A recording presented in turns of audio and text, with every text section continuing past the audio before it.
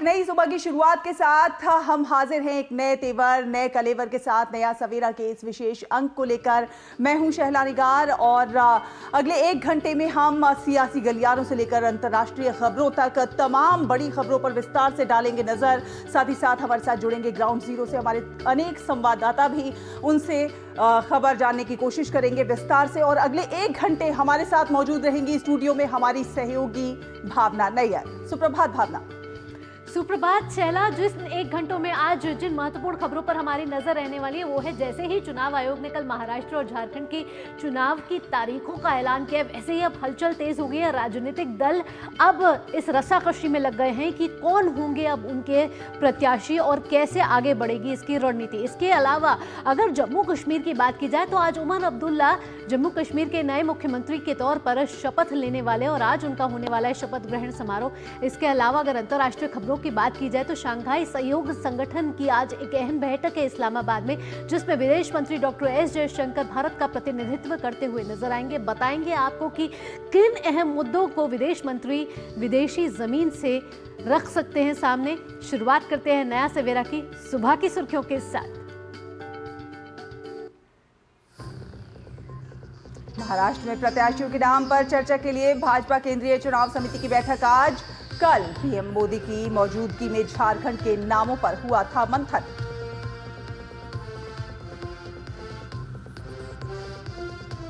हरियाणा में भाजपा विधायक आज चुनेंगे अपना नेता। पर्यवेक्षक के रूप में अमित शाह और मोहन यादव रहेंगे मौजूद। कल होगा शपथ ग्रहण।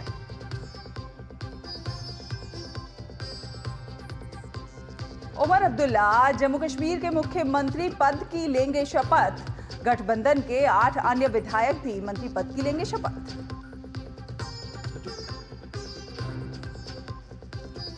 शंघाई सहयोग संगठन की इस्लामाबाद में बैठक आज। विदेश मंत्री डॉक्टर एस जयशंकर भारत का रखेंगे पक्ष।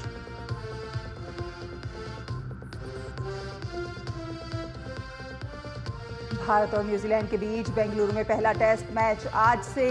विश्व टेस्ट चैंपियनशिप के लिहाज से भारत के लिए अहम है 3 टेस्ट मैचों की सीरीज।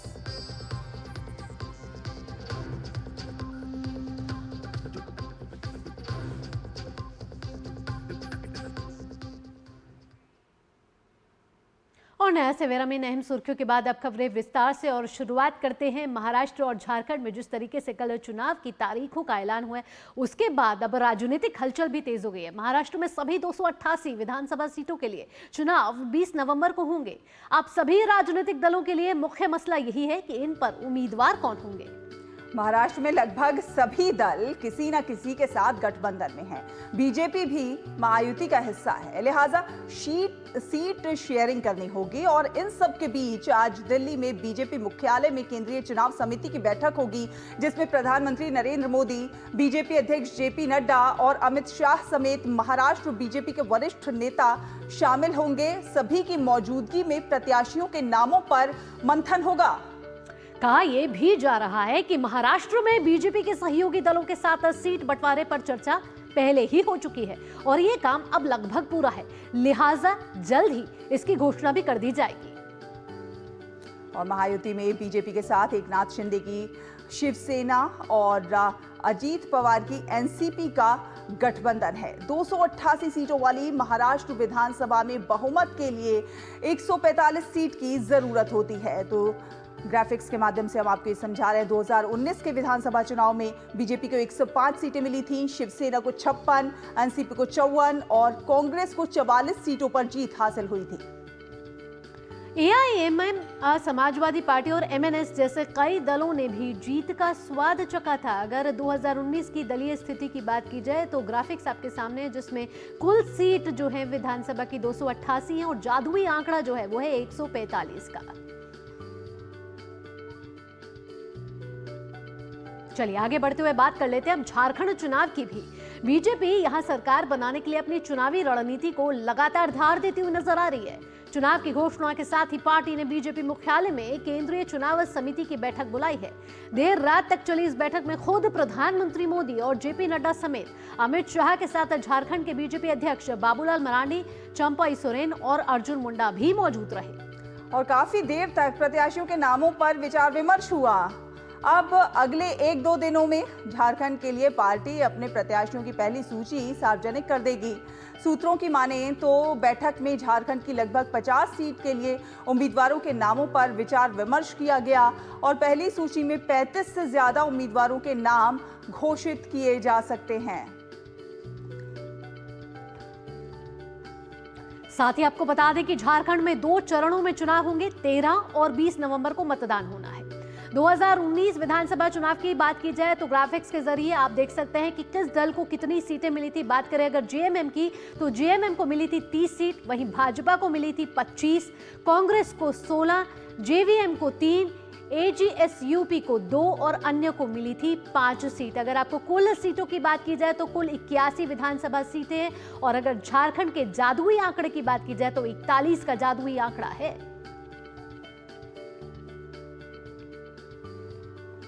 तो विधानसभा चुनावों का 2 राज्यों में ऐलान हो चुका है, तारीखों का ऐलान हो चुका है। झारखंड में होने वाले हैं 2 चरणों में चुनाव, वहीं महाराष्ट्र में 1 चरण में चुनाव होने वाले हैं। झारखंड में जब 2 चरणों में चुनाव होंगे 13 और 20 नवंबर को होंगे, वहीं महाराष्ट्र में एक ही साथ 288 सीटों पर 20 नवंबर को चुनाव होंगे और मतदान की जो घोषणा है, मतगणना जो है वो 23 नवंबर को होगी। और इन ग्राफिक के जरिए आप देख सकते हैं झारखंड की राजनीतिक स्थिति के बारे में, जो 2019 में किस तरीके से दलीय स्थिति रही थी। नई दिल्ली से जुड़ गए हमारे साथ शैलेंद्र मिश्र ज्यादा जानकारी के साथ। शैलेंद्र, अब जब हरियाणा और जम्मू कश्मीर के चुनाव बीते हैं उसके बाद अब 2 अन्य राज्यों के भी चुनावों की घोषणा कर दी जा चुकी है, जिसमें महाराष्ट्र और झारखंड में अब राजनीतिक हलचल तेज हो गई है। साथ ही साथ दोनों ही पार्टियां अपनी सीईसी की बैठक भी कर रही हैं और अब जो कश्मकश चल रही है प्रत्याशियों के नामों पर। और बिल्कुल जिस तरह से शैलेंद्र कल झारखंड में बैठक हुई, सीईसी की नामों पर मंथन हुआ, आज जो है ये महाराष्ट्र के नामों पर मंथन के लिए सीईसी की बैठक होने वाली है। कौन क्या कुछ नाम निकलकर सामने आते हैं उन पर बात होगी। ये देखिए, झारखंड को लेकर कल जो बैठक हुई थी उसमें तकरीबन ये फैसला हो गया है कि अब कोई दूसरी केंद्रीय चुनाव समिति की बैठक नहीं होगी झारखंड को लेकर। तो यानी बीजेपी ने मोटे तौर पर सभी सीटों पर नामों पर विचार किया और जो पहली सूची होगी उसमें जो पहले चरण के जिन विधानसभा सीटों पर चुनाव होने हैं उसके भी उम्मीदवारों के नाम का तकरीबन सारे सीटों पर ऐलान कर दिया जाएगा और दूसरे चरण की भी कई सीटों पर उम्मीदवारों के नाम का ऐलान होगा। हम जानते हैं कि आजसू और जनता दल यूनाइटेड वो झारखंड में बीजेपी के साथ गठबंधन में है, तो ऐसे में उनको जो सीटें छोड़ी जानी है, तकरीबन कहा जा रहा है कि 2 सीटें जेडीयू और 9 सीटें आजसू मांग रही है, तो कितनी सीटें होंगी देखना होगा। उसके बाद बाकी सीटों पर एक तरह से विचार विमर्श कर लिया गया है। जल्दी ये कहा जा रहा है कि 1-2 दिनों में झारखंड को लेकर बीजेपी उम्मीदवारों के नाम का ऐलान कर देगी। सूत्र ये बता रहे हैं कि कुछ नए चेहरों को मौका दिया गया है। कौन?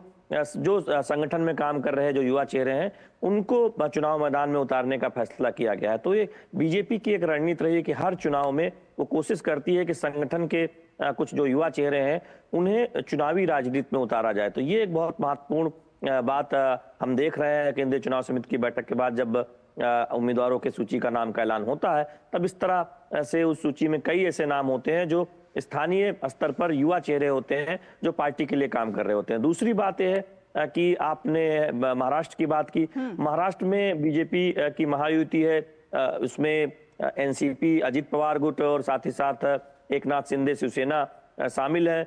बीजेपी कम से कम 160 सीट पर चुनाव लड़ना चाहती है, इस तरह के संकेत मिले हैं। 2 दिन पहले जो कोर ग्रुप की बैठक हुई थी उसमें बहुत स्पष्ट कर दिया गया था कि उसमें से बीजेपी चाहेगी कि 130 से 35 सीटें वो जीत कर आए। हालांकि ये महत्वाकांक्षी लक्ष्य है, लेकिन पार्टी बीजेपी इस बात के लिए जानी जाती है, वो महत्वाकांक्षी लक्ष्य रखती है और कई बार उससे बेहतर नतीजे आते हैं। तो आज की जो बैठक है उसमें ये माना जा रहा है कि बीजेपी जो अपने कोटे की सीटें मान रही है महाराष्ट्र में, उसमें उम्मीदवारों के नाम पर न केवल विचार होगा बल्कि एक तरह से मोहर लगा दी जाएगी, जिससे कि महाराष्ट्र में जो पार्टी की चुनावी आगे के कार्यक्रम है उस पर ध्यान दिया जा सके। तो निश्चित तौर पर हम देख रहे हैं कि मंथनों का दौर जारी है जहां तक उम्मीदवारों के चयन का सवाल है। झारखंड में तो तकरीबन सब कुछ तय हो चुका है, सिर्फ अब उम्मीदवारों के नाम का इंतजार है। आज महाराष्ट्र में भी बीजेपी अपने कोटे के उम्मीदवारों पर मंथन कर लेगी। बिल्कुल शैलेंद्र, और जिस तरह से महाराष्ट्र में सियासी सरगर्मियां तेज हो चुकी हैं, तो सियासी गलियारों में क्या कुछ हलचल देखने को मिल रही है?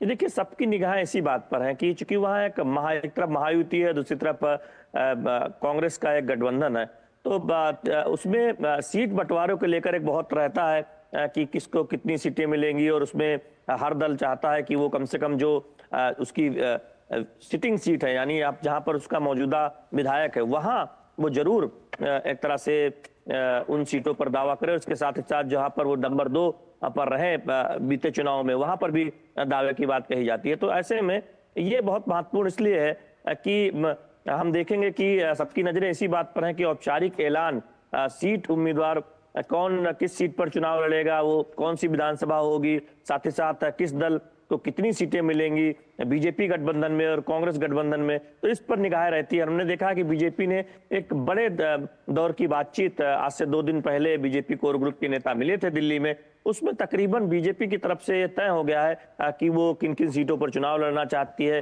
कितनी सीटों पर चुनाव लड़ना चाहती है। तो आज जब महाराष्ट्र के केंद्रीय चुनाव समिति की बैठक होगी तो आप देखेंगे कि उन सीटों पर जो बीजेपी कोटे की सीटें हैं उन पर उम्मीदवारों के नाम पर चर्चा होगी।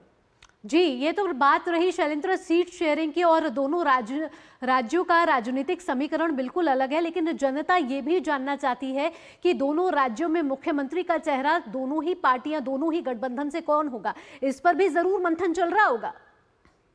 ये देखिए, बीजेपी की अपनी एक रणनीति रहती है। हमने देखा है कि सामूहिक स्तर पर कई जगह पर चुनाव लड़े जाते हैं, जहां पर बीजेपी का सिटिंग मुख्यमंत्री होता है, वहां कई बार चुनाव से ऐलान के बाद या कई बार चुनाव प्रचार के दौरान ऐलान कर दिया जाता है। जैसे नायब सिंह सैनी हरियाणा में, हम जानते हैं कि चुनाव प्रचार के दौरान ये बात बार बार कही गई कि वही बीजेपी के मुख्यमंत्री चेहरे हैं, मुख्यमंत्री होंगे। आज हम जानते हैं कि विधायक दल की बैठक भी है।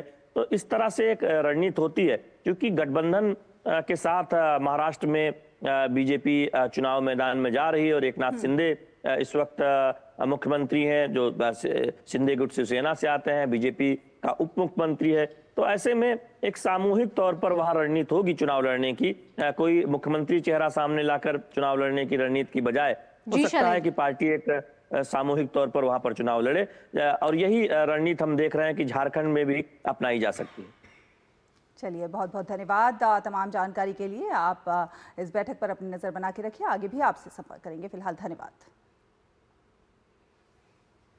यहाँ रुक रहे हैं एक छोटे से ब्रेक के लिए, लेकिन ब्रेक के बाद बात होगी हरियाणा में भी आज विधायक दल की बैठक है, जहां कौन होगा विधायक दल का नेता और कल होगा शपथ ग्रहण समारोह। इससे जुड़ी तमाम अपडेट आप तक साझा करेंगे। आप देखते रहिए नया सवेरा।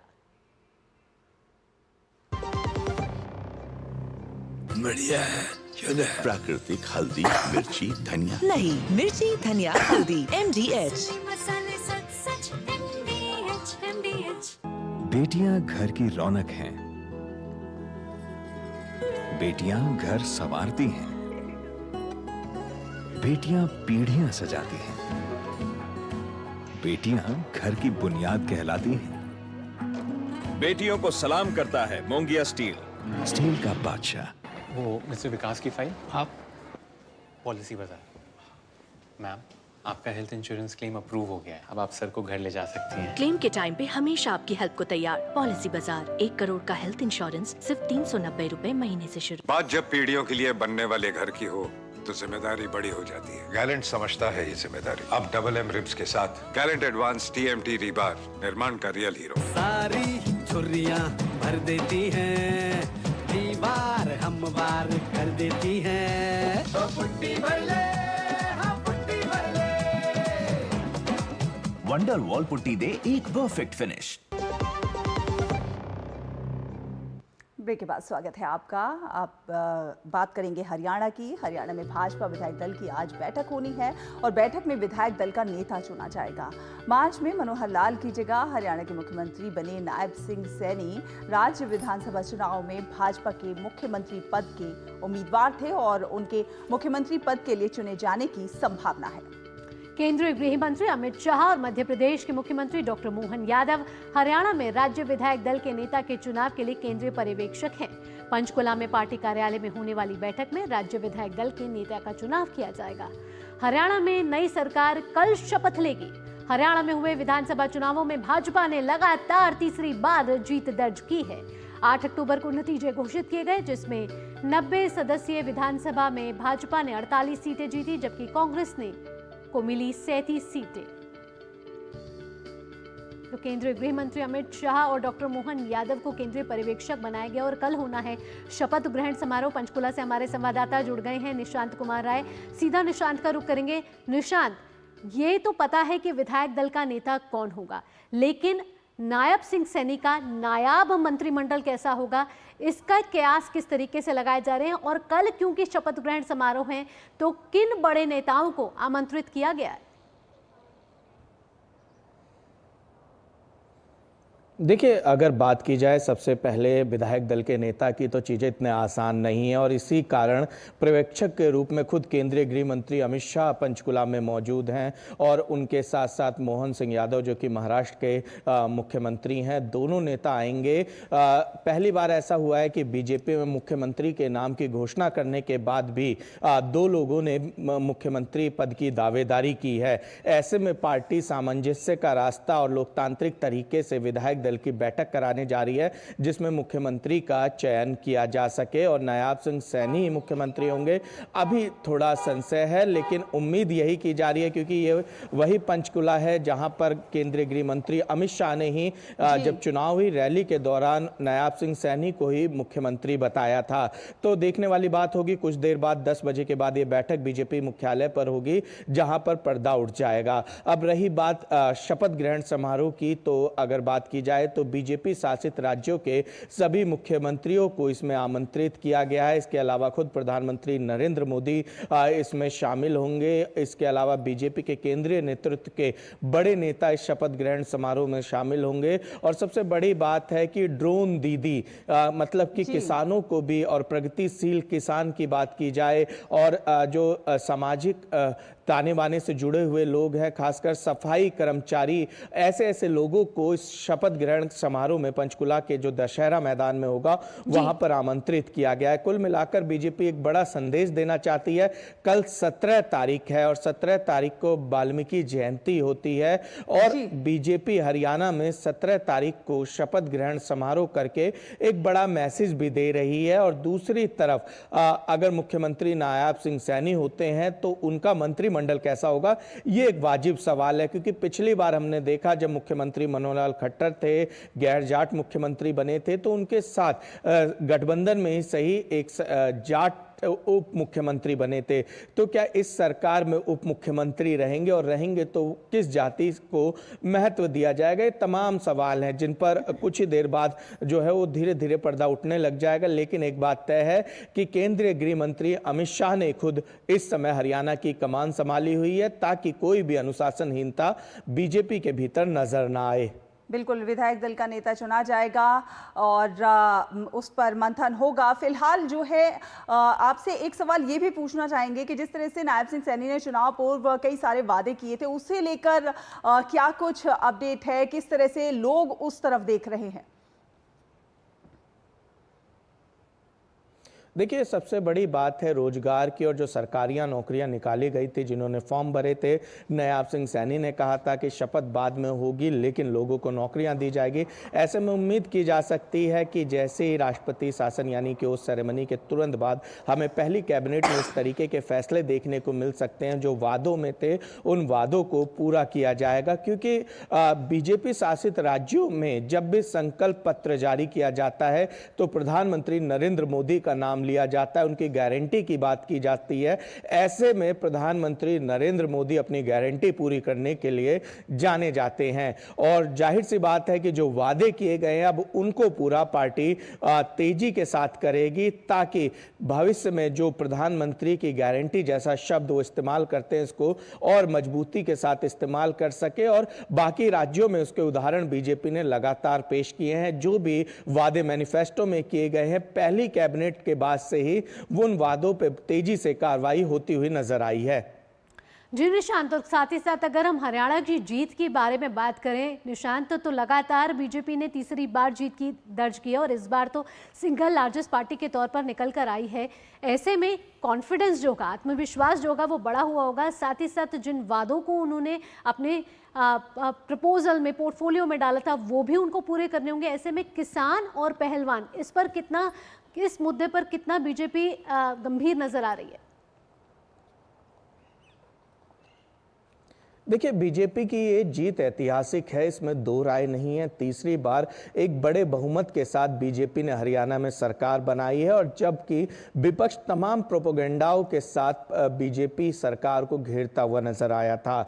आपने जो सवाल किया है किसान और पहलवान, मैंने पहले ही बताया कि प्रगतिशील किसान, ड्रोन दीदी और तमाम ऐसे किसान कल शपथ समारोह में शामिल होंगे। यानी कि पार्टी का क्या स्टैंड रहने वाला है और दूसरी तरफ सरकार का क्या स्टैंड रहने वाला है, दोनों ही क्लियर हो चुका है कि शपथ ग्रहण समारोह में अगर किसानों को अतिथि के तौर पर बुलाया जा रहा है तो पार्टी का रुख साफ है किसानों के लिए। दूसरी बात की जाए पहलवानों के लिए, तो पहलवानों के लिए हरियाणा में या पूरे स्पोर्ट्स की अगर बात करें तो सबसे ज्यादा जो एक तरीके से आमदनी की बात कही जाए, सैलरी की बात की जाए, सम्मान की बात की जाए और ग्राउंड की बात की जाए, उनके खेलने की व्यवस्था की बात की जाए तो बेहतर जो नतीजे निकलकर सामने आए हैं, बेहतर परिणाम निकलकर सामने आए। ऐसे में उम्मीद की जा सकती है कि सरकार आने वाले समय में हरियाणा में खेलों को लेकर और तेजी से आगे बढ़े। खेलो इंडिया केंद्र सरकार का महत्वपूर्ण एक तरीके से योजना रही है, जिसके चलते देश भर में हमने देखा है कि खिलाड़ियों को प्रोत्साहन दिया गया है। तो ऐसे में हरियाणा धरातल पर उतरते हुए भी देखा जा सकता है और कल का जो शपथ ग्रहण समारोह होगा वो भी कहीं ना कहीं परिचायक होगा इन तमाम चीजों का। फिलहाल धन्यवाद ये तमाम अपडेट हमारे दर्शकों से साझा करने के लिए। यहाँ रुकेंगे एक छोटे से ब्रेक के लिए, लेकिन ब्रेक के बाद होगी जम्मू कश्मीर की नई सरकार की, जहां उमर अब्दुल्ला आज जम्मू कश्मीर के नए मुख्यमंत्री के तौर पर शपथ लेने वाले हैं। देंगे आपको इससे जुड़ी तमाम जानकारियां, ये सब इस छोटे से ब्रेक के बाद।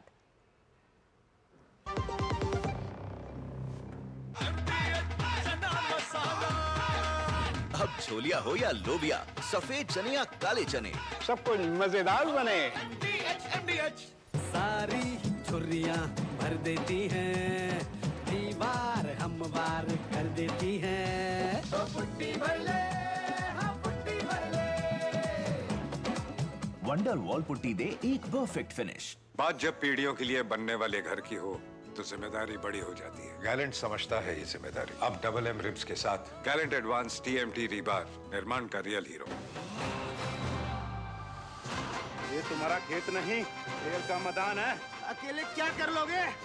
अकेले नहीं, मेरे साथ है मेरा यार, जिसके सामने हुई अड़ियल मंडूसी की भी हार तुम्हारी तरह। IIL के ट्रैक्टर ब्रांड का मिलियन, गेहूं का पहरेदार, अड़ियल मंडूसी की हार। दादी के हाथों का जादू और खुशबू से महकता घर। MDH गरम मसाला, असली मसालों से भरा हूँ मैं, क्योंकि हर रिश्ता है स्वाद से जुड़ा। ब्रेक के बाद स्वागत है आपका। बात करते हैं जम्मू कश्मीर की। नेशनल कॉन्फ्रेंस के उपाध्यक्ष उमर अब्दुल्ला आज सुबह जम्मू कश्मीर के मुख्यमंत्री पद की दूसरी बार शपथ लेंगे। धारा 370 हटने और पूर्ण राज्य का दर्जा खत्म होने के बाद वो जम्मू कश्मीर केंद्र शासित प्रदेश के पहले मुख्यमंत्री होंगे। विधानसभा चुनाव में जीत के बाद उमर अब्दुल्ला ने सोमवार को सरकार बनाने का दावा पेश किया था। फिर LG मनोज सिन्हा ने उन्हें सरकार बनाने का न्योता दिया। 1998 में अपनी राजनीति शुरू करने वाले अब्दुल्ला को CPM, आम आदमी पार्टी, कांग्रेस के अलावा 5 निर्दलियों का समर्थन भी हासिल है। श्रीनगर में होने वाले इस शपथ ग्रहण में गठबंधन के 8 अन्य विधायक भी मंत्री के रूप में शपथ लेंगे। शपथ ग्रहण से पहले कल कांग्रेस ने गुलाम अहमद मीर को कांग्रेस विधायक दल का नेता चुना है।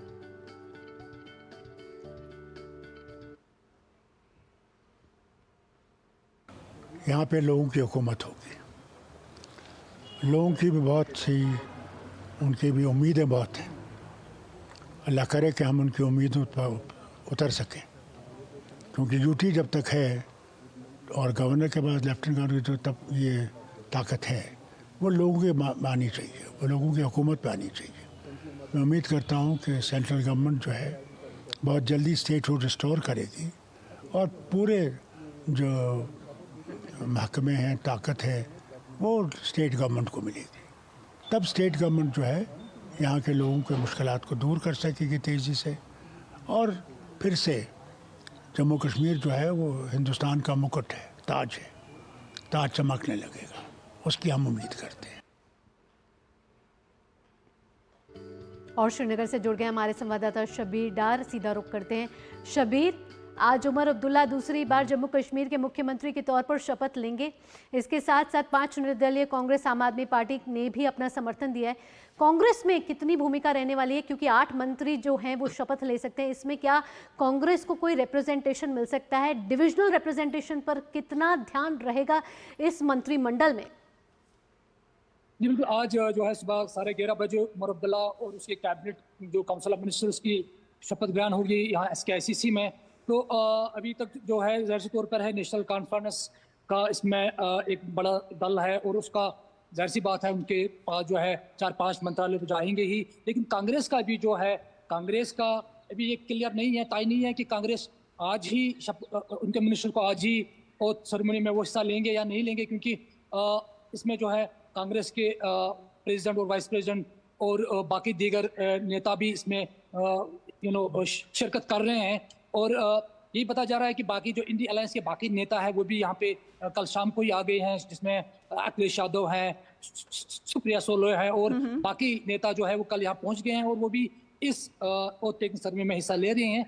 अब जो कौन कौन मिनिस्टर या कौन कौन नेता इसमें एज ए मिनिस्टर ओथ लेंगे, उसमें चार जो नेशनल कॉन्फ्रेंस के हैं वो तय हैं। उसमें एक जम्मू से हैं सुरेंद्र चौधरी, जिन्होंने बीजेपी के जो JNK के प्रेसिडेंट हैं उनको हराया है, वो शपथ लेंगे। उसके साथ साथ नेशनल कॉन्फ्रेंस के 3 दीगर, जिसमें एक महिला भी है सकीना इत्तू, वो शपथ ले रही है।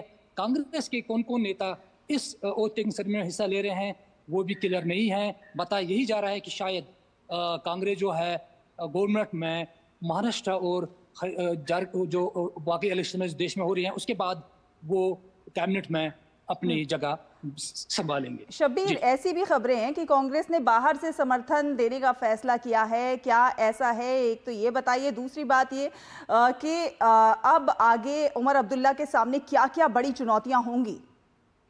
जी, पहले कांग्रेस की बात करें। कांग्रेस बाहर से समर्थन देगी या सरकार में शामिल होगी, ये अभी अफवाहें हैं, अभी इन पे कहीं से भी कोई क्लियरिटी नहीं हो रही है। कांग्रेस पार्टी अभी चुप बैठी है, वो भी क्लियर नहीं कर रही है। लेकिन हाँ, 11 बजे के 11:30 बजे के बाद ये बिल्कुल ये क्लियर होगा कि कौन कौन मिनिस्टर जो है ओथ टेकिंग सेरेमनी में हिस्सा ले रहे हैं और कौन कौन मिनिस्टर उमर अब्दुल्ला की पहली कैबिनेट का हिस्सा बन रहे हैं।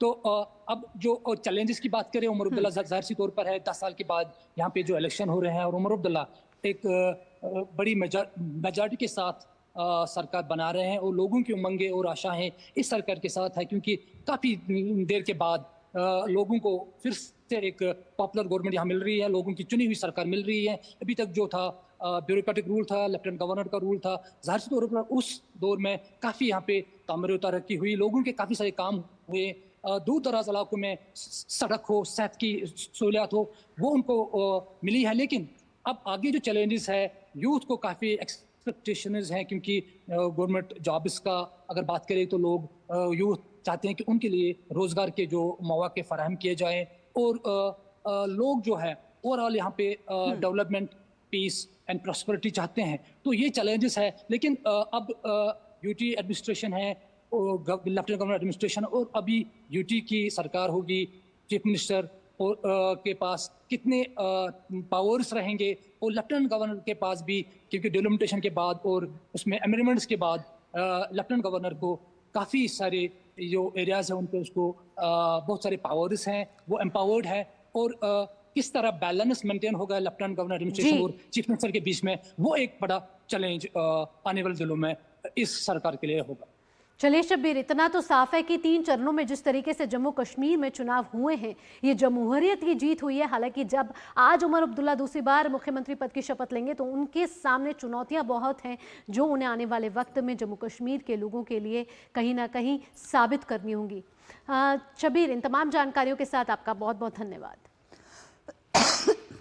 यहाँ रुकेंगे एक छोटे से ब्रेक के लिए, लेकिन ब्रेक के बाद बात होगी शंघाई सहयोग संगठन की, जिसकी आज एक अहम बैठक होने वाली है इस्लामाबाद में, जहां डॉक्टर एस जयशंकर जो हमारे विदेश मंत्री हैं वो भारत का प्रतिनिधित्व कर रहे हैं। इससे जुड़ी तमाम जानकारी आप तक साझा करेंगे। ये सब इस छोटे से ब्रेक के बाद। आप देखते रहिए नया सवेरा।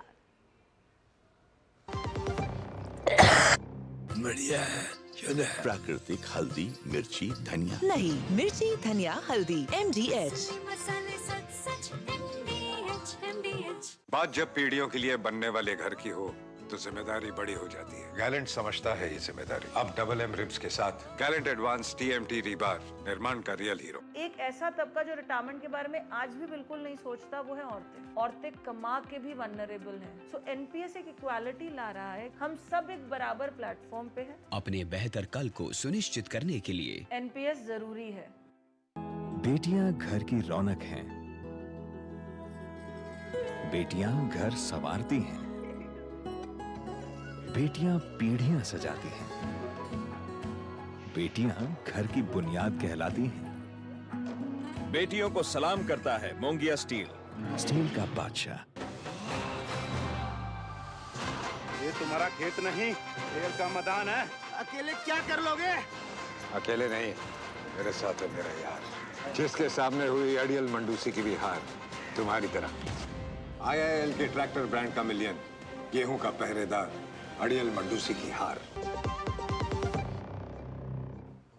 नया सवेरा में ब्रेक के बाद आपका स्वागत है और आइए अब बात कर लेते हैं SCO समिट की। विदेश मंत्री डॉक्टर एस जयशंकर आज इस्लामाबाद में शंघाई सहयोग संगठन की बैठक को संबोधित करेंगे। शंघाई सहयोग संगठन के शासनाध्यक्षों की 23वीं बैठक आज इस्लामाबाद के जिन्ना कन्वेंशन सेंटर में होगी। यह वार्षिक बैठक है जिसमें व्यापार और आर्थिक मुद्दे मुख्य एजेंडे में होते हैं। सम्मेलन की कार्यवाही एक ग्रुप फोटोग्राफ और पाकिस्तान के प्रधानमंत्री शहबाज शरीफ के उद्घाटन भाषण के बाद शुरू होगी। SCO के अन्य सदस्य देशों का प्रतिनिधित्व चीन, रूस, बेलारूस, कजाकिस्तान, किर्गिस्तान, तजाकिस्तान और उज्बेकिस्तान के प्रधानमंत्रियों के साथ साथ ईरान के प्रथम उपराष्ट्रपति करेंगे। वहीं दोपहर बाद एस जयशंकर का दस्तावेजों पर हस्ताक्षर और आधिकारिक लंच में हिस्सा लेने का कार्यक्रम भी है। और इसके बाद विदेश मंत्री नूर हवाई अड्डे से भारत के लिए रवाना होंगे। आपको बता दें कि 9 साल में किसी भारतीय विदेश मंत्री की ये पहली पाकिस्तान यात्रा है। SCO समिट के इतर विदेश मंत्री डॉक्टर एस जयशंकर ने इस्लामाबाद में मंगोलिया के प्रधानमंत्री ओयुन एर्डेन लवसनामसराय से मुलाकात की। दोनों नेताओं के बीच द्विपक्षीय साझेदारी को और मजबूत करने पर चर्चा हुई। तो आज SCO समिट है और इस्लामाबाद में और विदेश मंत्री डॉक्टर एस जयशंकर भारत का प्रतिनिधित्व करने वाले। संवाददाता अक्षय डोंगरे हमारे साथ जुड़ गए हैं। अक्षय, अगर SCO की बात करें तो SCO की शुरुआत शंघाई 5 के साथ हुई थी और ये सफर आगे बढ़ता रहा। 9 साल के बाद भारत के विदेश मंत्री इस्लामाबाद जा रहे हैं। इससे पहले सुषमा स्वराज गई थी। हालांकि आर्थिक और व्यापार मुद्दे तो एजेंडे में रहेंगे, साथ ही साथ भारत क्या संदेश देता है इस पर दुनिया की नजरें टिकी हुई है, क्योंकि भारत का रुख साफ है कि वो काउंटर टेररिज्म और आतंकवाद को बिल्कुल भी सहेगा नहीं। भावना, आपने बिल्कुल ठीक कहा। 9 सालों में पहली बार कोई भारतीय विदेश मंत्री पाकिस्तान के दौरे पर है। 2015 में सुषमा स्वराज गई थी और सबसे ज्यादा महत्वपूर्ण बात यह भी है कि डॉक्टर एस जयशंकर भी उनके साथ गए थे, लेकिन तब वे फॉरेन सेक्रेटरी हुआ करते थे। तब उन्होंने ये पद लिया हुआ था। अब अगर बात की जाए डॉक्टर एस जयशंकर की, पिछले 9 सालों में काफी कुछ बदला है। भारत की विदेश नीति लेकिन जो है वो वही है कि आतंकवाद के खिलाफ कोई भी टॉलरेंस नहीं दिखानी है। आतंकवाद किसी भी देश से हो, कोई भी उसका सोर्स हो, उसके खिलाफ वही एक्शन लेना है, चाहे वो इकोनॉमिक एक्शन हो या फिर अन्य तरह के एक्शन। भारत ने ये सभी एक्शन पिछले 9 सालों में लिए हैं, चाहे वो बालाकोट एयर स्ट्राइक्स हो या फिर सर्जिकल स्ट्राइक्स। तो चीजें काफी बदली है। पहले हम जो देखा करते थे कि कहीं ना कहीं पाकिस्तान के पास काफी लेवरेज था चीजों को ना मानने का, आतंकवाद कंटिन्यूसली चालू रखने का। अब वो कहीं ना कहीं प्रेशर में पिछले कई सालों से आया है, क्योंकि भारत ने साफ तौर पे जो द्विपक्षीय वार्ताएं होती थी उन्हें पूरी तरह से बंद कर दिया है। कोई there is no dialogue while there is terrorism, यानी कि कोई वार्ता तब तक नहीं हो सकती जब तक आतंकवाद रहे। तो इसी पॉलिसी के ऊपर भारत चल रहा है और या हमने देखा है कि जब डॉक्टर एस जयशंकर अभी पाकिस्तान गए हुए हैं जी, तो पाकिस्तान की सरकार की तरफ से काफी ज्यादा अपीलें हो रही है कि द्विपक्षीय वार्ता यानी कि बायलैटरल डायलॉग किया जाए, लेकिन भारत ने अपनी स्थिति साफ कर दी है कि ये एक मल्टीलैटरल फोरम है। एससीओ एक महत्वपूर्ण फोरम है जिसका भारत एक हिस्सा है, इसलिए डॉक्टर एस जयशंकर वहां गए हैं। ये इंडिया और पाकिस्तान का कोई बायलैटरल एजेंडा मीटिंग नहीं है जिसके कारण से भारत और पाकिस्तान की कोई बायलैटरल मीटिंग की जाए। अब मैं थोड़ा सा आपको एजेंडा समझा दूं आज का, तो 10:30 बजे के करीब ये जो समिट है ये होगा, तकरीबन 1 बजे तक चलेगा, जिसके बाद में ग्रुप फोटो होगी, एक लंच होस्ट किया जाएगा सभी जितने मेहमान हैं पाकिस्तान में उनके लिए, और उसके बाद तकरीबन 4:30 बजे डॉक्टर एस जयशंकर भारत के लिए वापस आएंगे। लेकिन अगर आर्थिक मुद्दों से अलग अगर बातें की जाए तो भारत ने एक चीज हमेशा साफ की है कि वैश्विक अर्थव्यवस्था को भी आतंकवाद से उतना ही बड़ा खतरा है जितना कि भारत जैसे देशों को है। तो अगर अर्थव्यवस्था की बात होगी तो जाहिर तौर पर आतंकवाद की भी बात होगी, जाहिर तौर पे लड़ाइयों की, जंगों की भी बात होगी, और जाहिर तौर पे उन तमाम फैक्टर्स की बात होगी जिनकी वजह से भारत ही नहीं बल्कि वैश्विक अर्थव्यवस्था और स्पेशली ग्लोबल साउथ की अर्थव्यवस्था को खतरा है, जिसमें एक बड़ा मुद्दा आतंकवाद का है। और पाकिस्तान के सामने ये बातें दो टूक भारत कहने की उम्मीद रखता है। बिल्कुल। और अक्षय, बीते कुछ समय में हम देखें लगातार जिस तरह से भारत अपना रुख स्पष्ट करता रहा है, पाकिस्तान भी जानता है इस बात को, और बीते 9 सालों में पहली बार कोई भारतीय विदेश मंत्री पाकिस्तान का दौरा कर रहे हैं, तो ऐसे में दोनों ही देशों के लोगों की निगाहें विदेश मंत्री के वक्तव्य पर होंगी। बिल्कुल ठीक कहा आपने। किस तरह से लेकिन भारत मनूवर करता है ये सबसे ज्यादा महत्वपूर्ण बात रहने वाली है। देखिए, आप एक ऐसे फोरम में रहेंगे जहां पर आपके सामने पाकिस्तान भी है, आपके सामने चीन भी है, जो एक बहुत बड़ा तकरीबन 300 लोगों का डेलीगेशन लेकर इस्लामाबाद गया है। वही उसी फोरम में आपके साथ में ईरान रहेगा, आपके साथ में वो देश रहेंगे जो अभी जंग में इस वक्त उलझे हुए, यानी कि ईरान जो हिजबुल्लाह और हिजबुल्लाह हमास की जंग इसराइल के साथ चल रही है उसमें फंसा हुआ है, वहीं रूस की अपनी खुद की जंग यूक्रेन के साथ चल रही है। तो इन सभी मुद्दों को लेकर किस तरह से एक बैलेंसिंग एक्ट भारत की तरफ से किया जाएगा, वो एक देखने वाली चीज रहेगी। आपने सही कहा कि ये काफी एक बड़ी फोरम है और 9 सालों में पहली बार विदेश मंत्री वहां गए हैं, तो ये देखना होगा कि किस तरह से सटीक मैसेज एक चीन और पाकिस्तान को दिया जाएगा इस फोरम में, इसका हिस्सा रहते हुए। और यही एक कूटनीति की सबसे जरूरी बात है जो देखी गई है, जो सबसे महत्वपूर्ण बात भी है कि आप अपनी बात भी रख दे, आप सामने वाले को नाराज भी ना करे, ऑफेंड भी ना करे और अपना काम भी बनवा ले। तो ये देखने वाली चीज रहेगी और इसी में निपुणता हमारे विदेश मंत्री डॉक्टर एस जयशंकर की रही है। खुद वो एक डिप्लोमेट रहे हैं, एम्बेसडर रहे हैं। तो सबसे सारी जो अहम बातें होंगी वो आज उनके वक्तव्य में कही जाएंगी, और बाकी किस तरह से पाकिस्तान और चीन इसका जवाब देते हैं वो देखने वाली चीज रहेगी। तो अक्षय, कहीं ना कहीं सबकी नजरें डॉक्टर एस जयशंकर के संबोधन पर होगी, साथ ही साथ एससीओ समिट में किन मुद्दों पर विचार होता है, किन मुद्दों पर मंथन होता है, इस पर भी सबकी नजरें टिकी हुई हैं। इन तमाम जानकारियों के साथ अक्षय, आपका बहुत बहुत धन्यवाद। और आगे बढ़ेंगे, आपको बता दें कि खाने पीने की चीज़ों को दूषित करने पर सख्त कार्रवाई के लिए यूपी सरकार जल्दी ही एक कानून लाने जा रही है। पिछले कुछ दिनों में खान पान की वस्तुओं में मानव अपशिष्ट, अखाद्य और गंदी चीज़ों की मिलावट की घटनाएं उत्तर प्रदेश में सामने आई थीं।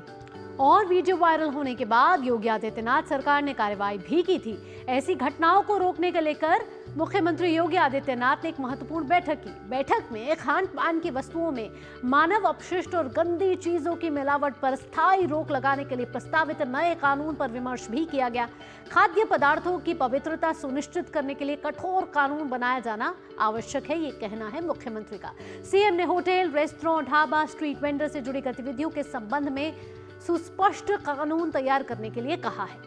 योगी आदित्यनाथ ने कहा कि कानून का उल्लंघन करने वालों के खिलाफ कारावास और अर्थदंड की सजा सुनिश्चित होनी चाहिए। साथ ही साथ ऐसे अपराध को संज्ञेय और अमानवीय समझते हुए उस पर कार्रवाई की जानी चाहिए।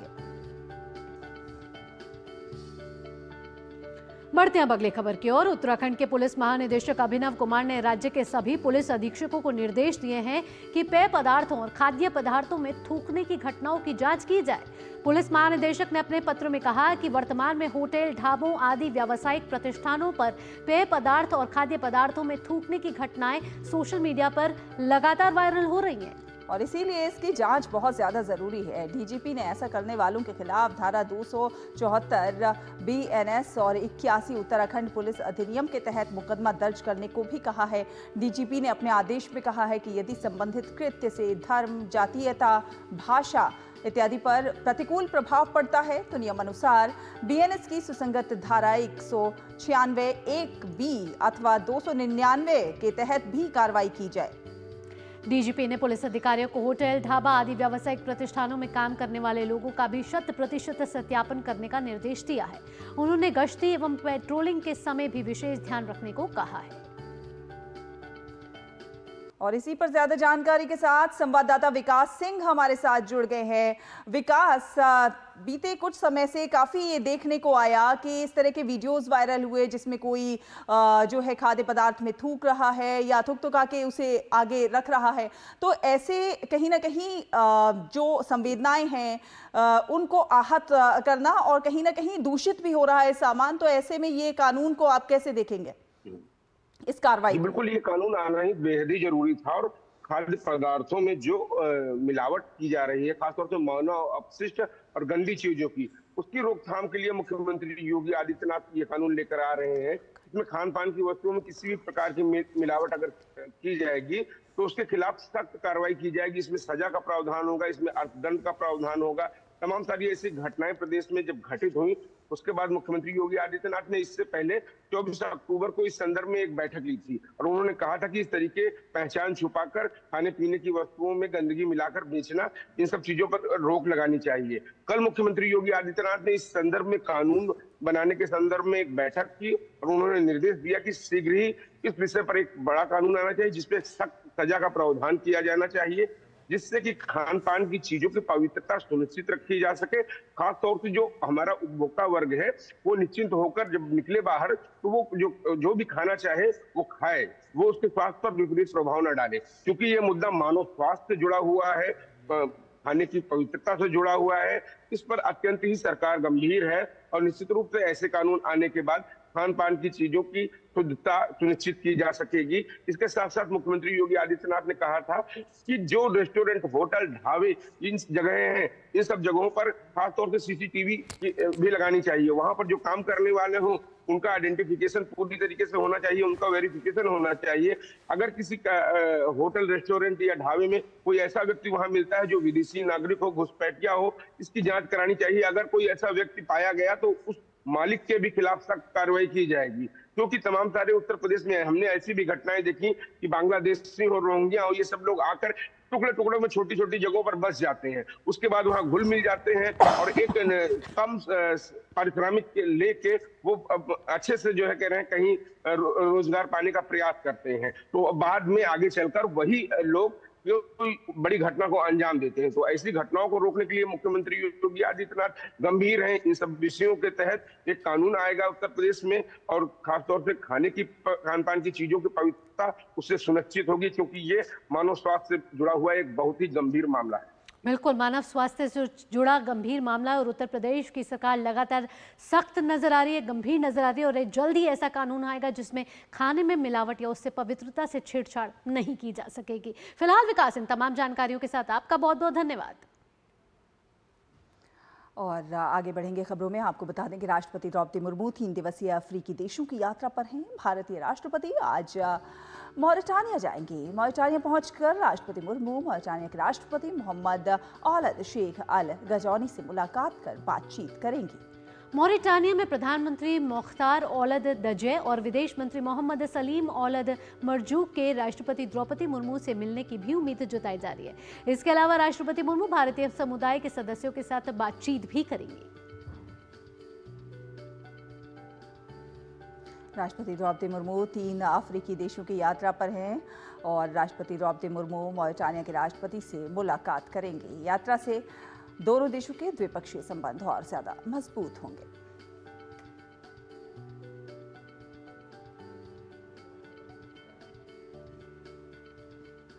और अपने 3 देशों के दौरे के दौरान राष्ट्रपति द्रौपदी मुर्मू मॉरिटानिया के बाद वार्म हार्ट ऑफ अफ्रीका कहे जाने वाले देश मलावी पहुंचेंगी।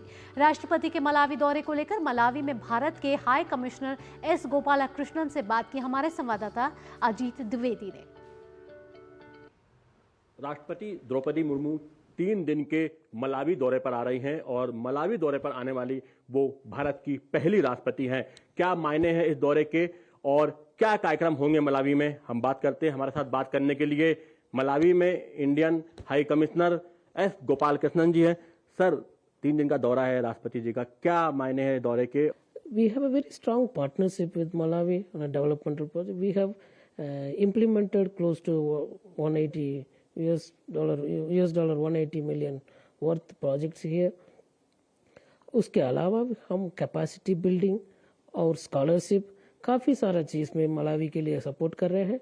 वो ये विजिट है, महत्वपूर्ण विजिट है। This is the first visit by an Indian president and we are very confident that this visit will give an impetus to the bilateral relations and also the commercial relations between the two countries. Malawi में भी भारतीय समुदाय है जो कि तमाम क्षेत्रों में लगातार मलावी के विकास के लिए काम कर रहा है, तो उस समुदाय से भी मिलने का है कार्यक्रम राष्ट्रपति जी का? So we have a community reception on 17th where we have about close to 600 people will be there. So यहाँ का जो इंडियन कम्युनिटी है बहुत खुशी है प्रेसिडेंट का विजिट में, इसलिए ये महत्वपूर्ण हिस्टोरिक विजिट है। After 60 years of the diplomatic relations established between the two countries, ये हो सकता है किसी को लाइफ लॉन्ग मेमोरी है, हो सकता है ये विजिट। इस हिसाब से I think it's a very important visit for us. कहीं ना कहीं इस दौरे से भारत और मलावी के जो संबंध हैं वो और मजबूत होंगे और भारत जिस तरीके से मलावी की लगातार मदद करता रहा है तमाम क्षेत्रों में, उस मदद को और मजबूती मिलेगी। कैमरामैन शंभुनाथ मिश्रा के साथ Ajit Dwivedi, DD news, Lilongwe, Malawi. और नया सवेरा में वक्त एक छोटे से ब्रेक का हुआ है। ब्रेक के उस पार खबरों का सफर जारी रहेगा, देखते रहिए डीडी न्यूज। आपके घर के खाने में रेस्टोरेंट जैसा स्वाद ले आए MDH का शाही पनीर मसाला। पनीर को क्या मस्त बना डाला। बात जब पीढ़ियों के लिए बनने वाले घर की हो तो जिम्मेदारी बड़ी हो जाती है। गैलेंट समझता है ये जिम्मेदारी। अब डबल M रिब्स के साथ गैलेंट एडवांस TMT रीबार, निर्माण का रियल हीरो। ये तुम्हारा खेत नहीं, खेल का मैदान है। अकेले क्या कर लोगे? अकेले नहीं, मेरे साथ है मेरा यार, जिसके सामने हुई अड़ियल मंडूसी की भी हार तुम्हारी तरह। IIL के ट्रैक्टर ब्रांड का मिलियन, गेहूं का पहरेदार, अड़ियल मंडूसी की हार। सारी छुर्रियां भर देती हैं, दीवार हमवार कर देती हैं। तो पुट्टी भर ले, हाँ पुट्टी भर ले। वंडर वॉल पुट्टी दे एक परफेक्ट फिनिश। ब्रेक के बाद आपका स्वागत है। आप देख रहे हैं नया सवेरा और अब वक्त हो चला है हमारे खास सेगमेंट अखबारों की सुर्खियां जानने का।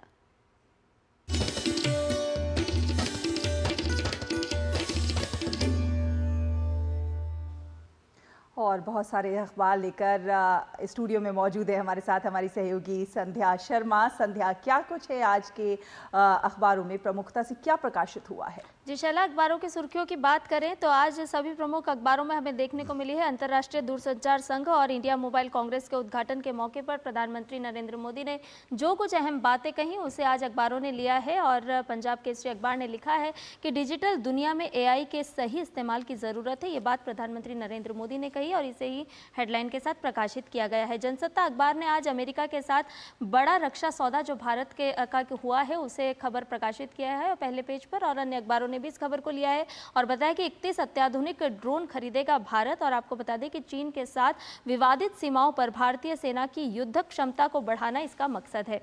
एक अगली खबर की बात करें तो ये है पर्यावरण से जुड़े जो फर्जी दावे किए जाते हैं उस पर लगाम कसने से जुड़ी हुई खबर। दरअसल सरकार ने गाइडलाइंस जारी की है और कहा है कि 100% इको फ्रेंडली, ग्रीन, ऑर्गेनिक ऐसे दावों का क्या आधार है, कंपनियों को ये बताना होगा। आपको बता दें कि पर्यावरण को लेकर जिस तरह से सरकार सजग है, लोग सजग है, लेकिन कई कंपनियां फर्जी दावे करती हैं, उसको लेकर के सरकार ने गाइडलाइंस जारी की है। एक और खबर दैनिक जागरण अखबार ने अपने राष्ट्रीय जागरण पेज पर प्रकाशित की और लिखा है कि चुनाव परिणामों पर उतावलेपन से बचे टीवी चैनल, करें आत्मचिंतन। ये राजीव कुमार मुख्य चुनाव आयुक्त ने ये बात कही है।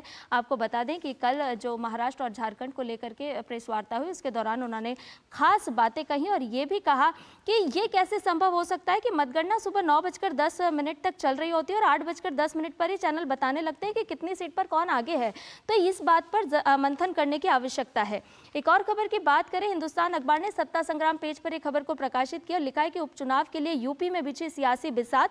लिखा है कि चुनावी तैयारियों में अग्रिम मोर्चे पर दिख रही है भाजपा। बसपा उपचुनाव लड़ेगी, ये बात मायावती ने कही है और साथ ही किन सीटों पर कौन जाति निर्णायक हो सकती है उसको भी आज बताया गया है।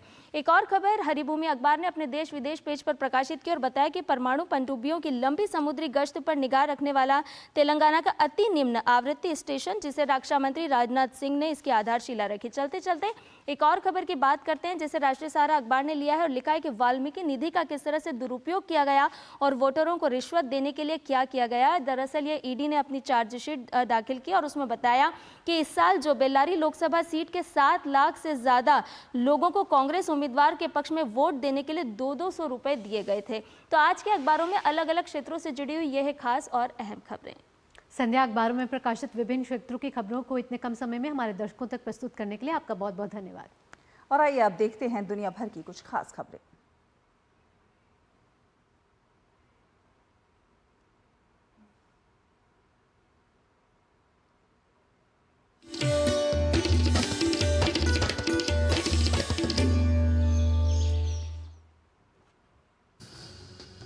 अमेरिका ने इजराइल को 30 दिन के भीतर गजा में मानवीय सहायता बढ़ाने को कहा है, अन्यथा उसके लिए अमेरिकी हथियार तक पहुंच खत्म होने का जोखिम पैदा हो सकता है। अमेरिकी राष्ट्रपति चुनाव के तहत जॉर्जिया में शुरुआती मतदान के लिए रिकॉर्ड मतदान हुए। अमेरिका में 5 नवंबर को होने वाले राष्ट्रपति चुनाव से पहले ये चुनाव कराए गए।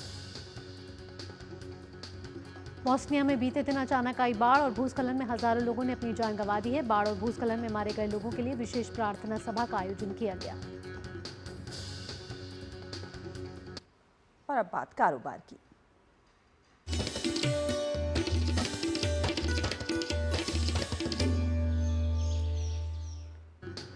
वित्त मंत्री निर्मला सीतारमण 17 से 26 अक्टूबर तक मेक्सिको और अमेरिका की आधिकारिक यात्रा पर रहेंगी। मेक्सिको की यात्रा के दौरान वित्त मंत्री अधिकारियों के साथ एक भारतीय प्रतिनिधि मंडल का भी नेतृत्व करेंगे। DPIA टीम ने कारोबार को आसान बनाने के लिए कुकवेयर, बर्तनों और डिब्बों के लिए गुणवत्ता नियंत्रण आदेश में छूट की घोषणा की है। दूरसंचार मंत्री ज्योतिरादित्य सिंधिया ने कहा है कि स्पेक्ट्रम को भारतीय कानूनों के अनुसार प्रशासकीय रूप से आवंटित किया जाएगा और इसकी कीमत टेलीकॉम नियामक द्वारा तय की जाएगी। और आइए अब खबरें देख लेते हैं खेल जगत से हमारे खास सेगमेंट स्पोर्ट्स ट्रैक में।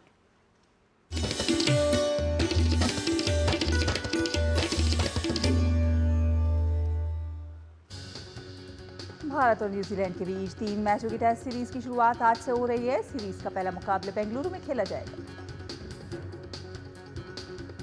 ISSF वर्ल्ड कप फाइनल के पहले दिन भारत की सोनम उत्तम मस्कर ने 10 मीटर एयर राइफल महिला स्पर्धा में रजत पदक जीता। फीफा अध्यक्ष जियानी इन्फैंटिनो ने लुमेन फील्ड का दौरा किया। इस दौरान उन्होंने कहा कि फीफा क्लब विश्व कप 2025 में सिएटल साउंडर्स अपने सभी 3 ग्रुप स्टेज गेम अपने घरेलू स्टेडियम में खेलेंगे। और अब खबरें फिल्म में से फटाफट अंदाज में।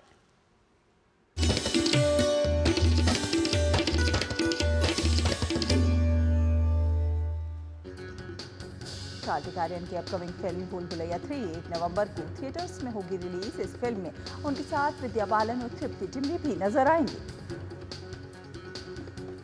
इम्तियाज अली निर्देशित फिल्म तमाशा के वायरल सीन की शूटिंग के बारे में अभिनेता पीयूष मिश्रा ने चौंकाने वाली बात बताई। उन्होंने बताया कि इस सीन को 16 बार शूट किया गया था।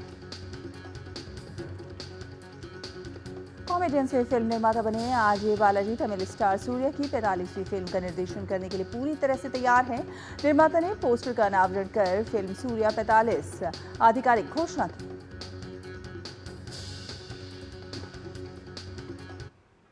नया सवेरा में अब देख लेते हैं मिजाज मौसम और जानते हैं विभिन्न राज्यों और शहरों का न्यूनतम और अधिकतम तापमान।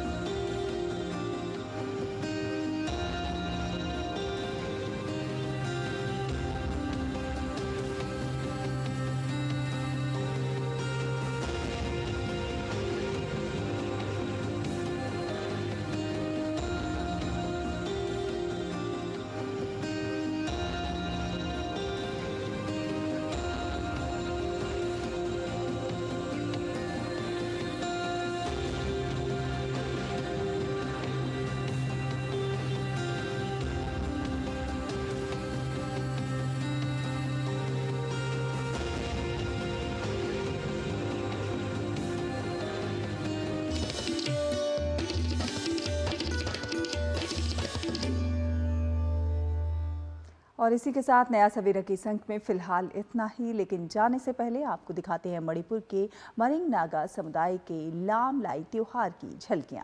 तो आप मणिपुर के इस विशेष त्योहार की झलकियों का आनंद लीजिए, इसी आशा और उम्मीद के साथ कि आपका दिन सुख और समृद्धि से भरा और इसी मनोकामना के साथ कि आप आगे बढ़े, सशक्त रहें और साथ ही साथ खुश रहें। अपना ध्यान रखिएगा। मुझे शैला और नया सवेरा की पूरी टीम को दीजिए अनुमति। नमस्कार।